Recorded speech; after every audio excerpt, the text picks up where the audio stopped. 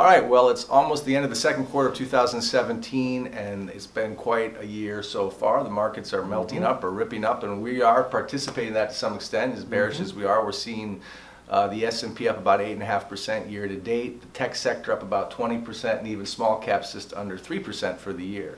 So the market continues to climb, whether it's climbing a wall or worry or just climbing, I'm not entirely sure.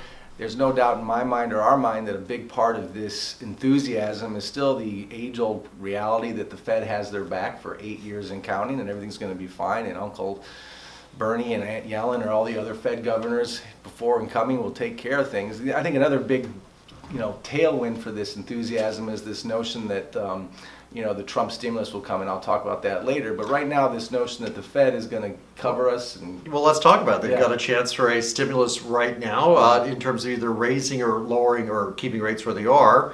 I guess the stimulus one would be to not raise. Right. But I'm going to vote yes on, I think they will raise rates because I think the economy, at least in their mind, has turned out as good as they expected or reasonably good, and the stock market's good. So, Matt? No, I agree. I think they'll raise it 25 bips. They may even push it a little bit more. We'll see. But I think you're going to see a raise in June. The market's anticipating that. Okay, so the vote, 25 bips. 25 bips at least. As to the infrastructure play and this kind of Trump stimulus, the other half of the tailwind here, that's certainly baked into the enthusiasm. Personally, I don't think that's a realistic expectation. I want to go into the politics and the market reasons why.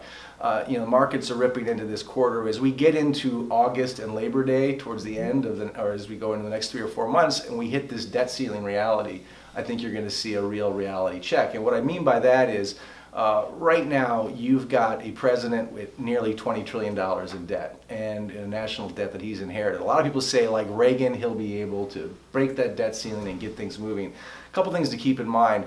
When Reagan came in and broke the $1 trillion mark, which was a big deal in 1981, he was able to do that for a number of reasons. One, he had a 60% approval rating, which Trump has about a 30-something approval rating. And the debt to GDP level in America in 1981 was about 30%. Today it's 106%. So Trump isn't Reagan, and this isn't America in 1981. The other reality is there's a political reality. If you're at 20 trillion now and you've got entitlements, Medicaid, Social Security, you're going to have to cut something if you're going to get the GOP conservatives and the Freedom Caucus to agree to push up another $3 to $5, $6 trillion over that debt ceiling limit. And the truth is, that Republican Party isn't the Republican Party under Reagan either. It's much more fractured than people realize.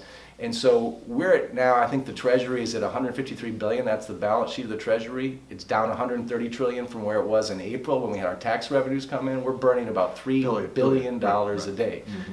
Billion. Yeah. We're burning about $3 billion a day. So by August, Labor Day, we're out of cash. Yeah. We're going to have to do something radical. There's definitely going to have to push something up. But to get that support and the 200 plus votes they're going to need to do that, you're going to have to make some cuts. How Trump is going to have the money for an infrastructure play, a wall, whatever he wants to do, roads, buildings, I think it's highly unlikely. Plus political focus. We're seeing an awful lot of focus on the scandal issues. Russia, Comey, Sessions, even Trump's son-in-law. So I think there's just also a focus issue from a political standpoint, is they're just not able to focus on it. But a lot of people are agreeing with you, Matt. We're seeing commodities prices of things like lumber and steel falling. Lumber, even though we have a housing rebound going on to some degree now, down about 15% from its highs. Iron ore is down about 35%. Steel, it all depends on the type of steel, but also falling as well. So you're seeing some reflection in the market of maybe some of the enthusiasm for commodity stocks trending down. One of those stocks, too, not necessarily related to infrastructure, but I might add, has been oil. Energy stocks actually been the worst performers so far this year.